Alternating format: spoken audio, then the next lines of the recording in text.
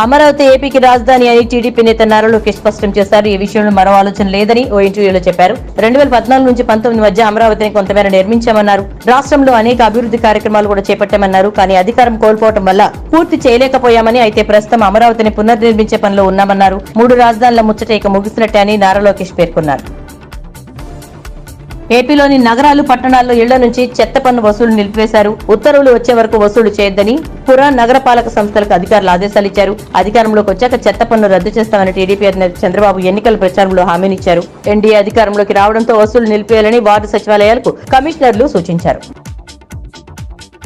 Neat ఫలితాల్లో అవకతవకలు జరిగాయని ఏఐసీసీ ప్రధాన కార్యదర్శి ప్రియాంక గాంధీ ఆరోపించారు. దీనిపై వస్తున్న ఫిర్యాదులను పరిగణనలోకి తీసుకుని దర్యాప్తు చేపట్టాలని డిమాండ్ చేశారు. తొలుత నీట్ ప్రశ్నాపత్రం లీక్ అయిందన్న ఆమె ఇప్పుడు ఫలితాల్లోనూ కుంభకోణం జరిగినట్లు విద్యార్థులు ఆరోపిస్తున్నారన్నారు.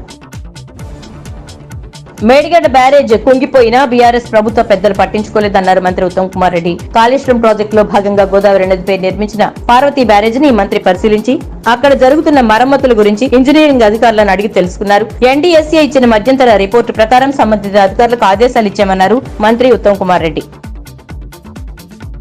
నైరుతి రుతుపవనాల ప్రవేశంతో తెలుగు రాష్ట్రాల్లో విస్తారంగా వర్షాలు కురుస్తున్నాయి. ఇవాళ ఏపీలోని రాయలసీమ, ఉభయ గోదావరి, ప్రకాశం, నెల్లూరు, కృష్ణా, బాపట్ల, పల్నాడు, మన్యం, అల్లూరు జిల్లాల్లో పిడుగులతో కూడిన మోస్తరు వర్షాలు కురుస్తాయని అమరావతి వాతావరణ కేంద్రం తెలిపింది.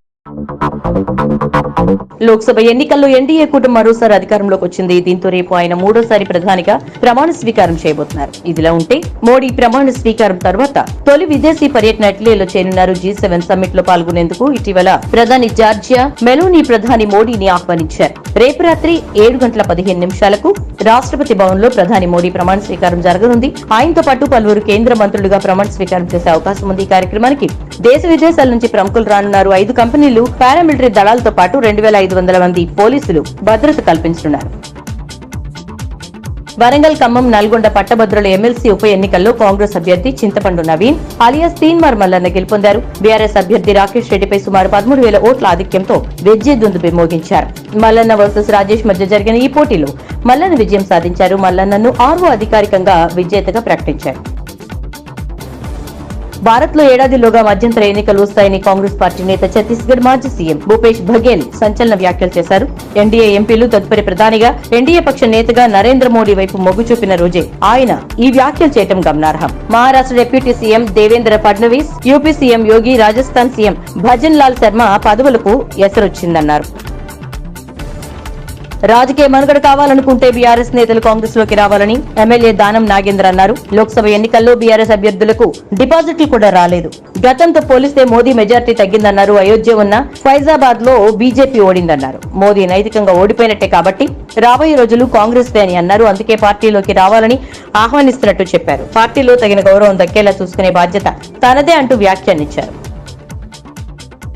ఆర్జేడీ నేత, బీహార్ మాజీ సీఎం లాలూ ప్రసాద్ యాదవ్ పై ల్యాండ్ ఫర్ జాబ్ స్కామ్ లో సీబీఐ ఛార్జ్షీట్ దాఖలు చేసింది. లాలూతో సహా ఛార్జ్షీట్ లో మరో 77 మంది ఉన్నారు. కాంపిటెంట్ అథారిటీ నుంచి ఇంకా అనుమతి కోసం ఎదురు చూస్తున్నామని సీబీఐ కోర్టు తెలిపింది. సీబీఐ ప్రత్యేక న్యాయమూర్తి విశాల్ గోగ్నే ఈ అంశంపై జూలై 6న పరిశీలించారు.